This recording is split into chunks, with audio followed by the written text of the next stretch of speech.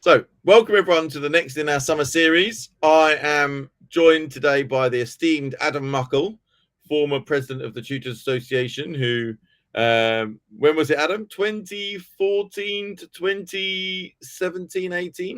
2016 to 19. 16 to 19. From St. Patrick's Day to St. Patrick's Day. From very important. Who did a fantastic job in the early years of TTA, as some people will know, helping to really get TTA off the ground and on track in those early years. And I think he's probably going to share with you a few things that some things he started, which have materialized and continued in the fullness of time. But yeah, Adam Muckle's got an enormous wealth of knowledge of the tuition sector. I always enjoy talking to Adam about tuition. I don't get enough chance to do it, so you're all very lucky. And yeah, he really has a wealth of knowledge. So if you've got any questions about TTA and how it sort of evolved over time, or the tuition sector and how it evolved over time, he knows hundreds of people, I suspect, in the sector and how things have changed. So without any further ado, I'm going to pass you straight over to Adam so that I can be quiet. We can listen to his pearls of wisdom. Thanks so much. Over to you, Adam. Okay, so hello everyone. As a little bit more background, those of you who may not know me, I'm from Belfast originally, hence the St. Patrick's Day reference. I went to school in Belfast, went to Durham University, studied classics, then pursued a legal career, trained as a barrister, masters in maritime law. Then a legal friend told me about tutoring, so I sort of got involved in tutoring by accident. And then 3 years of chipping away, and then at tutoring, and then I got this call by a tuition agency to go out to tutor in China for the summertime, and I really looked back since then. So God was telling me something to carry on with tutoring and not stop carrying on with the legal career, but to just plow on with tutoring, and I've loved it, and it's become a vocation, and I've just love it. I've done a lot of work for the Tutors Association, and then just carry on as an independent tutor now. Tutor art subjects, English, history, Latin, Greek, bit of maths up to 13, mainly tutoring boys for independent school entrance exams and scholarships. That seems to be my niche. Earlier in the year, I brought out a book on tutoring called How to Tutor and Influence People, which you can find on Amazon. And a little bit of that is explored in this, what I'm going to be telling you today, about the language of tutoring. And it was quite apt. What I'm going to be talking today is, there was mention of, in the newspaper, in the Week magazine, in the Spirit of the Age section of that magazine, in a sign that we are living in a boom time for professional tutors. Now, that term, professional tutors, is what I'm going to be talking to you today, because that has been a long time coming for that word to reach the public mindset, compared to private tutoring, which it had been known as before. So in this summer session, I just want to explore the language that we use as tutors to describe ourselves and our sector, and how our language can influence the perception of tutoring within education and more broadly in society. So I'm looking at it from externally and also internally. So how we project ourselves to others, but then how we project ourselves to each other. Okay, so firstly, externally, the external language of tutoring. Now, tutoring in the UK is an unregulated sector. So in the public eye, it is under scrutiny by education commentators. My call to you today is that we can be ambassadors for tutoring, and like educated advocates for tutoring and the benefits that it provides for students and society. We have to be equipped with the right language to use to make an impact or difference to the debate that will have long-term influence. Now, the Tutors Association has been engaged in this for 10 years, changing the public perception of tutoring, so much so that it played a key role in the pandemic recovery. Now, during lockdown, I was choked when I heard Prime Minister Boris Johnson mention it in an online Q&A session with members of the public about it being part of the recovery plan. That is, that students having one-to-one tuition. I mean, this was very bold stuff, you know, because tutoring had up to that time sort of been considered a sort of secret. No one really mentioned, even teachers don't really mention it as part of their what they may be doing in the summer holidays. It's just not mentioned, right? And so at that time, there was discussion about a national tutoring service rather than a program. However, as you know, the NTP, as it's now called. However, the tutoring sector was not being engaged by those in the social mobility realm who were pushing the idea, instead mooting the use of undergraduate volunteer tutors to help school children catch up. But so I thought, why are they ignoring a whole group of people who are carrying out one-to-one tuition daily with a whole host of qualifications, academic and professional between them, to help with this national endeavor? So I sent a voice note to my predecessor at the Tutors Association, previous president, Tom Marr, to suggest that the reason we were not being regarded was that the word private in private tutor, private tutoring, private tuition was getting in the way of this. The reason that they didn't want to engage with us, the Tutors Association, as a body. So this is like revealing sort of the inner workings of the TTA in a way, a little, but it's historical footnote now, really. When I was being tutored in classical Greek as a boy before school started each day, the Greek wasn't part of the school curriculum. I thought private tuition just meant one-to-one. However, in society generally, in the UK, it seems, it means money, unfairness, better resources, and social mobility. The education sector can be fairly elitist about the word private. One only has to consider the debate surrounding the Labour Party's proposal to charge VAT on independent schools to see that. So the UK has perennial issue over private and state schools, as we're probably all aware, as well as the fairness of grammar schools and the 11+ entrance exam.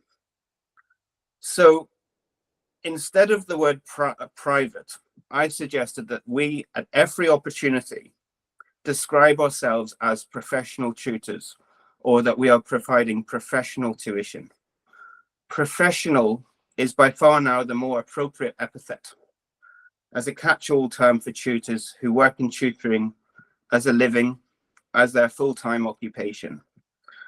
At one point, a few years ago, a few tutoring companies were attempting to use the term to distinguish their fully employed tutors from their self-employed tutors, which I argued at the time was somewhat unfair and not thought through. Professional should be rather a mark of distinction against those who would just be tutoring as a stopgap, so while aiming at another career, but not to segregate tutors, however occupied they may be. We can see this now in how some of us are heading our LinkedIn and other social media profiles as professional tutor.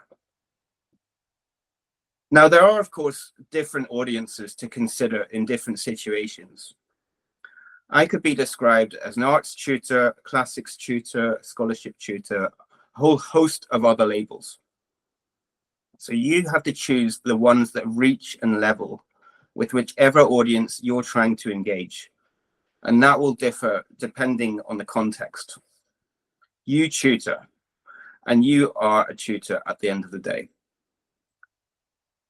Now, another point is looking out for how the media describes tutoring.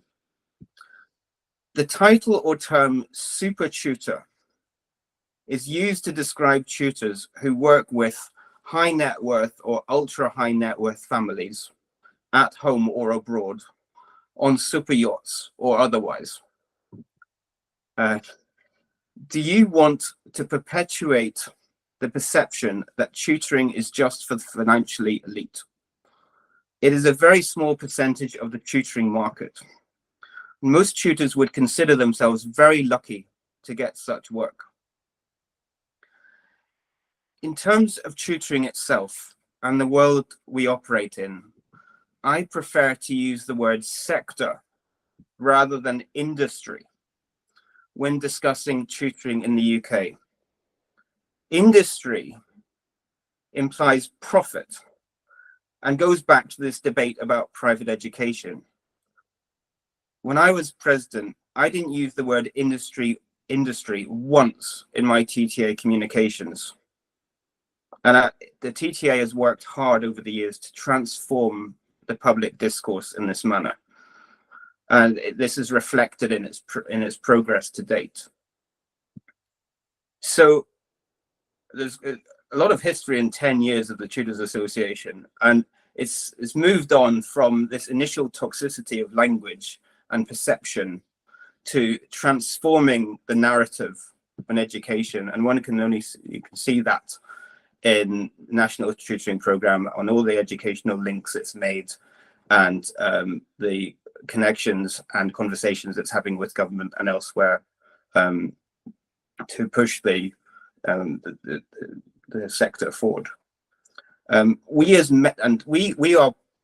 members can do our bit as well, not just the taught John as president and the current board, but we ourselves as members can do our bit as well and help things along using the correct language. We should be doing our bit to continue the narrative that is going in the right direction, and this then will transform the public narrative. Now, internally, in terms of our own tutoring practice and how you can help your business and get more students, etc., observe how others describe themselves and what language they are using, and then you can position yourself accordingly. Before the pandemic, online tuition was not considered a viable option for many families. There were tutors who solely worked online, writing articles zealously to promote its value, and seemingly at all costs not to ever leave their home to tutor anyone in person. And that sounded to me somewhat unhealthy. But fast forward 4 years, now it is online tuition which seems to be the expected option from families, either preferred or part of a blended experience of online or in person. I've been offering such things for over 10 years anyhow. It's just that the meter has tipped into more online than in person, whereas before, like 10 years ago, it would have been about 70 in person, 30 online. The word online as an epithet is almost obsolete, because most tutors now are teaching online. And if you're not teaching online, really, I seriously recommend it as an option in terms of your full tutoring practice.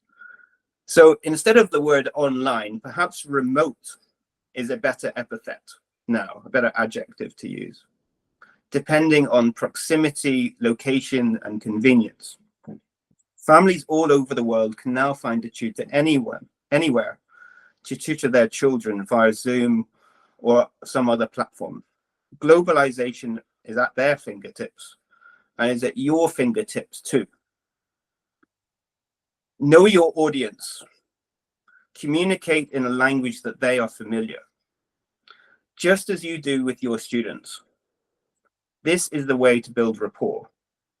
Get to know the professional expectations with your clients. Think about the language you use to influence, motivate, and encourage your students, and be positive and build their confidence and independence for learning. Because I finish off there, because that's what it's all about. It's all about the end result, the students learning. Okay, but we can be who we can better ourselves to better our clients and society and our students. So that's basically all I have to say. Have you got anyone got any questions?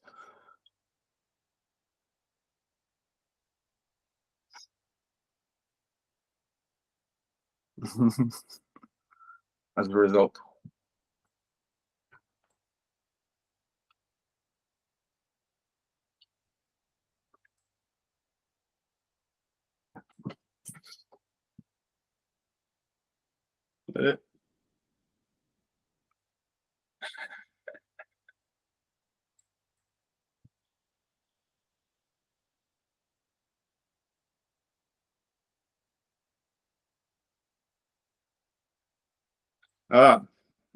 Can you please expand on the, so I've got a question from Natasha. Can you please expand on the distinction between industry v sector? So the word industry, I just think, goes back to the discussion or the debate, the controversy within the education sector about private and public, fee paid education and free education. I think the word industry sort of has a lot of toxicity in those circles where wealth and profit is seen as negatives rather than positives. And I think the word sector just neutralizes all that. And I think the education world describes itself as a sector more generally anyway, in certain terms of economics. It's a sector rather than, it's a portion of the economy rather than sort of implying, wealth creation and profit.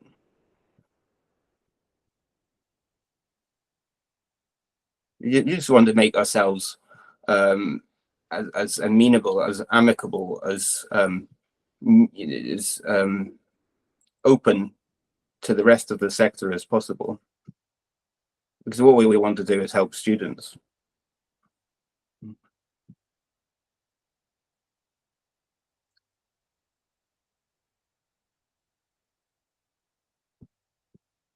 Thank you for buying my book, Elizabeth.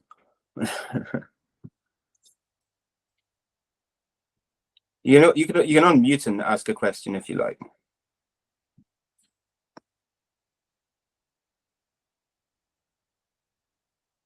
Do we lose USP then? A homogeneous whole?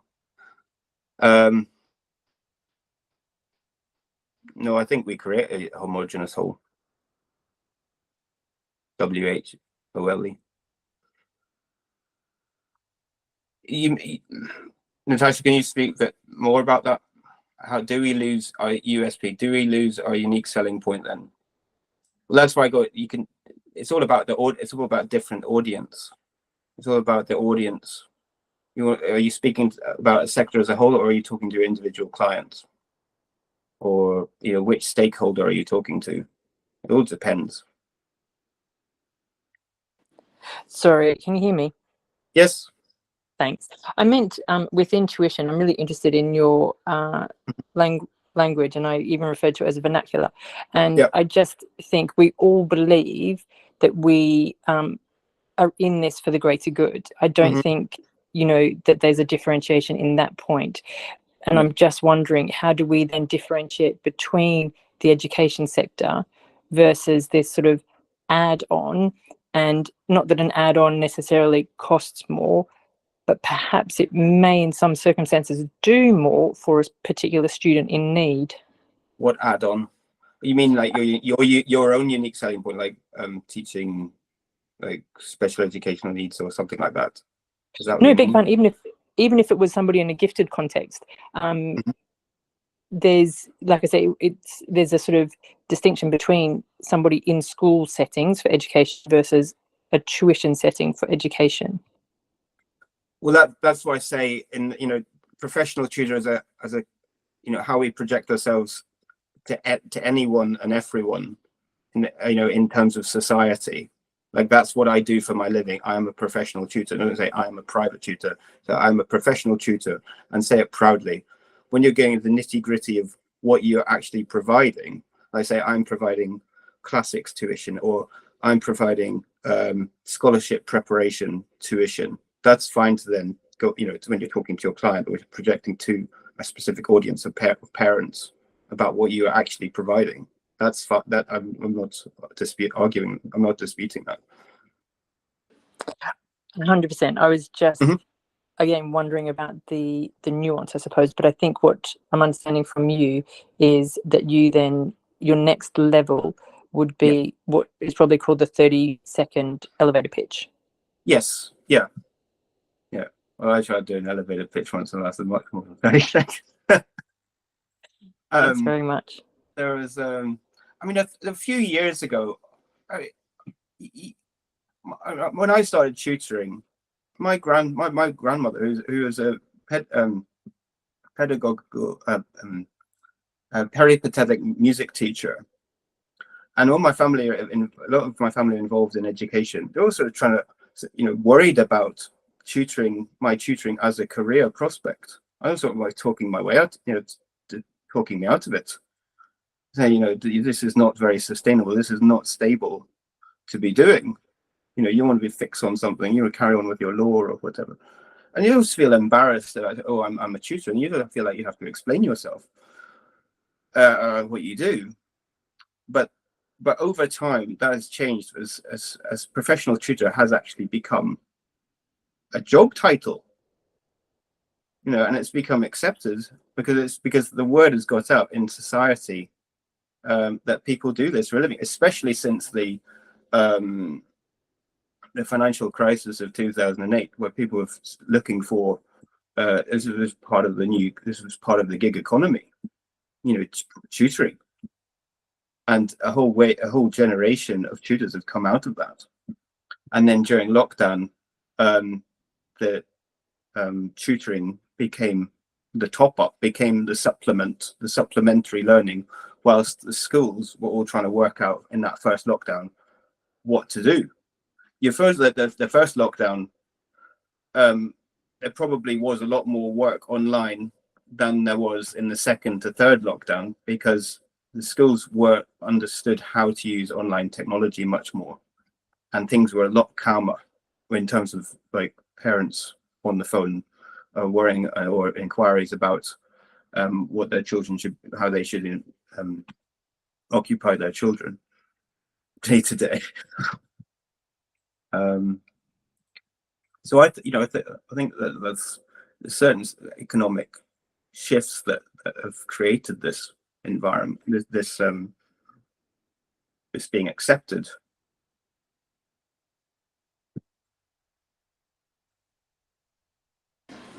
Thanks, Adam. That's okay.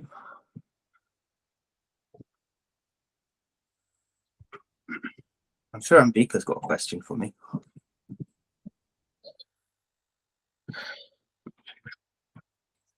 Hello. Hi, Adam. Good morning. Can you hear me? Wonderful to meet fellow tutors on the call today. Interestingly, I coined that professional tutor terminology back in '95 when I was running the company for Kip McGrath Education Centres. Now, one of the big things that I had to learn from going from private tutoring, which Adam doesn't want me to say anymore. No. Private tutoring, going from house to house into Kip McGrath, which is a model based on 6-to-1, where we have small group tuition using individualized tuition plans based on an academic assessment. The vision and the word that I had to literally revise and coin completely in everything I did was professional tutor. And to move people from, you know, potentially these people had come from deputy headship, head of departments, had been in education for many years because the organization recruits teachers from the classroom, that they were having this seamless transition from classroom into the sector of professional tutoring. So I cannot emphasize more how that terminology is important, and to coin that constantly in your discourse to your potential new students and parents, because potentially we need to change the language that supports their interpretation, because they're making the decisions. Whether they're over 18, they're still going to have an input on that decision of whether you're the right coach, tutor, mentor for them. So I cannot emphasize more how this terminology, professional tutor, has been imprinted in me for pretty much all of my input into the industry over the years. I mean, it makes a big difference to a person's confidence in what they're doing as well. You know, because private tutoring has been considered sort of, you sort of think of a private, I think in history, a private tutor just going around somebody's house for an hour to tutor, but understanding that a person does this hour after hour after hour during a day, maybe 5 hours a day tutoring, rather than just an hour here or there during, you know, a week. You know, it's considered more of a, it gives a more solid impression of what's going on, I think. And then you can, you know, of course you can be a mentor to, you know, you can extend that, the professional tutor, to then what you're actually providing, you know, or sort of specialist professional tutor you are, you know, whether it be maths, you know, GCSE English, whatever, you know, whether you do SEN tutoring, whether you focus on autism, whether you focus on linking up with schools, you know, after schools support in a school, you know, that then is part of a longer, broader conversation. Anyway. Oh, Julius. Hi, Adam. How are you? Very well, thank you. Yeah. I just joined, just taking over from John here. Are you now sharing some questions? I have been. Been. Whether they're drying up or not. I think we've just had a question come into the messages. Actually, have you answered Pauline's question yet? Oh yeah. Good morning. What are your thoughts on tutors who are not teachers? No, I don't think they are at a disadvantage. I have teachers who are tutors. There is a part in my book where I mentioned that teachers really have to be careful about the amount of time that they tutor, because they don't want that to affect their work with the students, that their primary responsibility, their students in their school. So you've got, that has to be careful for teachers to bear in mind. But tutors who are not teachers, as long as tutors are qualified in the subject that they are tutoring, and, you know, have the right level and develop the experience of tutoring children for those subjects. I don't think there's because that's the freedom of tutoring, and that's the you know, that's what, you know, sort of question whether regulation is going to come into the arena, the public debate or not about tutoring. It's how qualified, you know, a tutor is. You know, that, but a lot of people go into tutoring because there is that freedom to it. A lot of teachers go into tutoring because there is a freedom to it. And some people think when they're tutoring that they are qualified as they need to be, and then others like to pick up more qualifications. So there's a sort of a spectrum up there.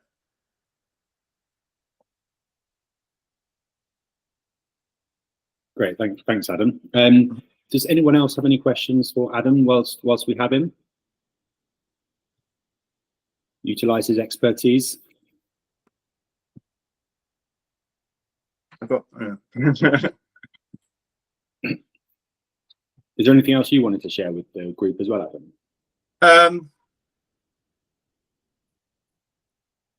No, I mean, there's a lot of articles online that I've written. If you want to explore further, there's a book on Amazon if you want to have a read of it, or recommend it to new tutors who want to develop some confidence in their tutoring, and you know, some first steps to get on the tutoring ladder or boost their career, or if you're looking for a strategy for how to hit the ground running for September, you know, there's the How to Tutor and Influence People book on Amazon, and then no good bookshops because it's just Amazon, and it's on Kindle, so it's just a nice sort of quick read if you so desire.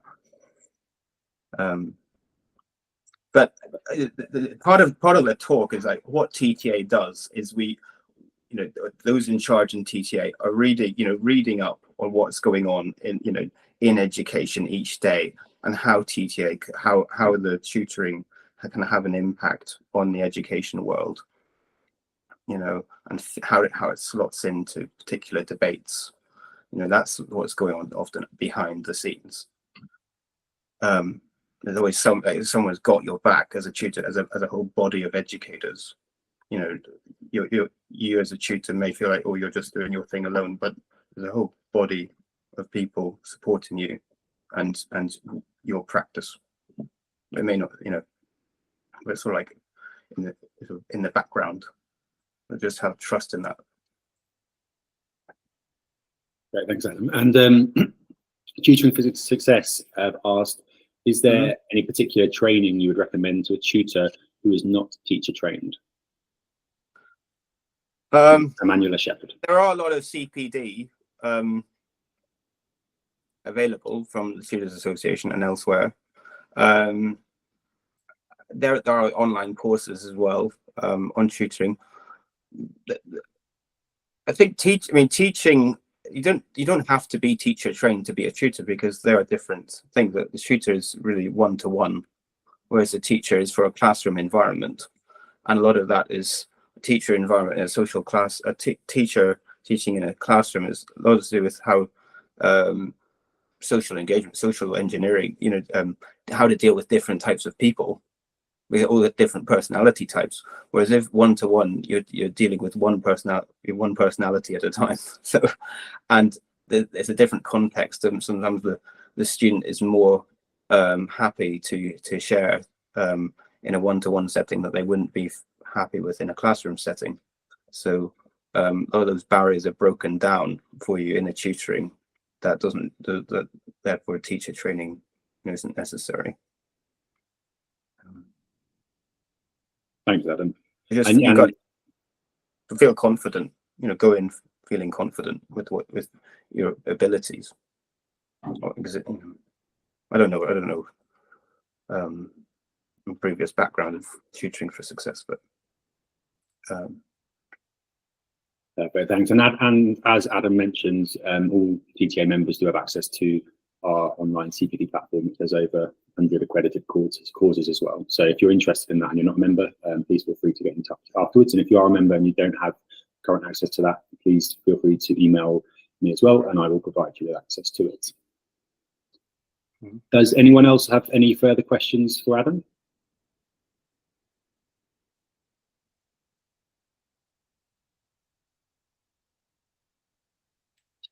No? Okay, well, thanks so much for joining us today, Adam. That's fine. I'm sure everyone found it very, we've actually got someone in trying to just join the call now. Too late. Well, we will be putting the talk up, as we with all the summer sessions, online. So this is being recorded, and in the next few days it'll be put on our YouTube channel. So for anyone who's missed some of it or who's missed all of it, they can watch it back. And if you have any questions for Adam afterwards, feel free to get in touch, and we'll provide his email address as well, and he'll be happy to answer them, I'm sure. Oh, so yeah, someone's just asked how can they access the summer sessions recording. So they're all going to be on our YouTube channel. It takes 1 or 2 days after each session for it to be uploaded, but if you go onto our homepage and our websites, you'll find the YouTube link in the bottom corner.